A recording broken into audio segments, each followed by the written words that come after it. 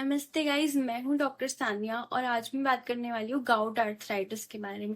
यानी कि गठिया रोग के बारे में, जो कि बहुत ही कॉमन हो चुका है। और आपको पता होगा, अगर आपके भी घुटनों में, जॉइंट्स में, अलग अलग जगह के जॉइंट में पेन होता है, गाउट आर्थराइटिस आजकल हर एक इंसान में देखी जाती है। महिलाओं में बहुत ज्यादा देखी जाती है और पुरुषों में भी ये डिजीज बहुत देखी जा रही है। और आज हम बात करेंगे इसी गाउट आर्थराइटिस के बारे में। मैं 5 टिप्स बताऊंगी जिससे आप अपने आर्थराइटिस को कंट्रोल में रख सकते हैं। चाहे ये गाउट आर्थराइटिस हो, र्यूमेटॉइड आर्थराइटिस हो, एंकाइलोसिस स्पॉन्डिलाइटिस हो, या फिर कोई भी ऐसा ल्यूपस हो। और इस टाइप के जितने भी जॉइंट्स रिलेटेड जो पेन वाले जो डिजीजेस होते हैं, यानी कि र्यूमेटॉइड आर्थराइटिस सबसे कॉमन है, इन सारे आर्थराइटिस वाले पेशेंट्स को ये वीडियो जरूर देखनी चाहिए।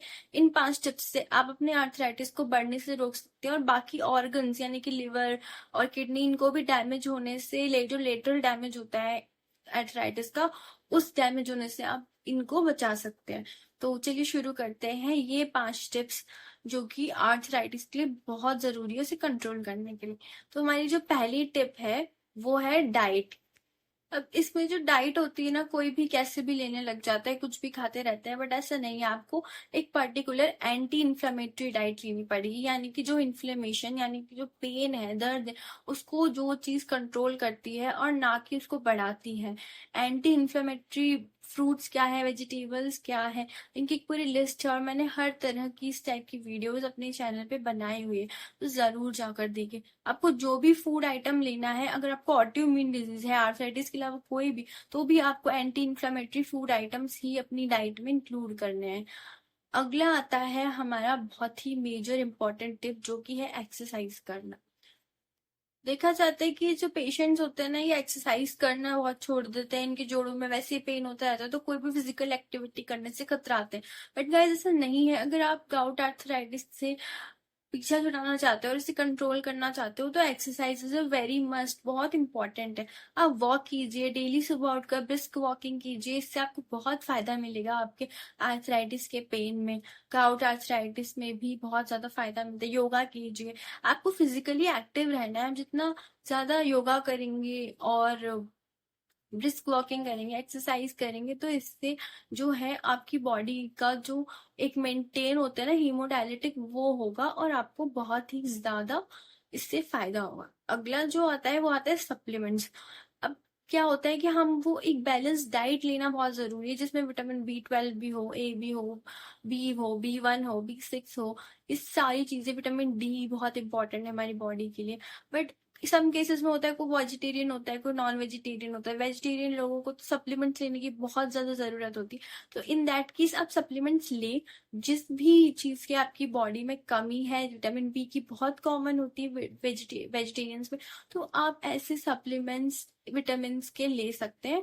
और अपने डॉक्टर से आप एक बार कंसल्ट करके सप्लीमेंट्स को अपनी लाइफ में जरूर ऐड करें, बिकॉज ये बहुत बड़ा फैक्टर हो जाता है अगर आप वेजिटेरियन है या नॉन वेजिटेरियन है, या आप पर्टिकुलरली कोई सब्जी खा रहे हैं, कुछ नहीं खा रहे। इससे बहुत फर्क पड़ता है, तो प्लीज आप इसको भी अपने दिमाग में रखें।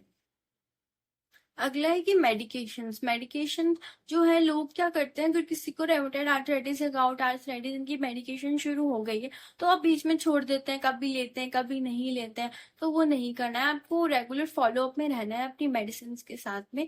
जिससे क्या होगा, आप जल्दी से जल्दी, ये मेडिसिन रुक भी जाती है, ऐसा नहीं आपको लाइफ लॉन्ग लेनी है, बट अगर सही ढंग से वो कोर्स पूरा करते हैं तो आप इससे बच जाएंगे। बट आपको साथ साथ प्रिवेंटिव मेजर्स और ये भी करना होगा, जो मैंने बताया, अपनी डाइट को ध्यान में रखना होगा और शुगर को कंट्रोल में रखना होगा। इन्हीं चीजों की वजह से ही आप जाके उस मेडिकेशन को बंद कर सकते हैं।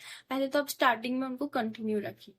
अगला है कि ब्लड टेस्ट नहीं करवाते हैं लोग, एग्जैक्टली डायग्नोसिस ही पता नहीं लग पाता है लोगों को कि उन्हें रूमेटॉइड आर्थराइटिस है या गाउट आर्थराइटिस है, बट उन्हें ये रहता है कि हमें जॉइंट्स में पेन है।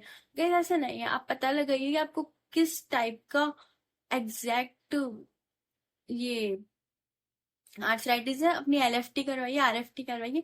इससे पता लग जाएगा कि अगर आपको किडनी की प्रॉब्लम है तो आप उसका मैनेजमेंट लेकर भी गाउट आर्थराइटिस को कम कर जा सकते हैं। अगर आपको लिवर का प्रॉब्लम है या कोई भी इस तरह की चीज अगर पता लगती है तो उसका टाइमली आप नेचुरल वे से, प्रिवेंटिव वे से, डाइट वे से या फिर मेडिकेशन वे से उसको ठीक कर सकते हो, और फिर धीरे धीरे आप एक बहुत ही अच्छी लाइफ जी सकते हैं विदाउट एनी पेनफुल सिम्टम्स।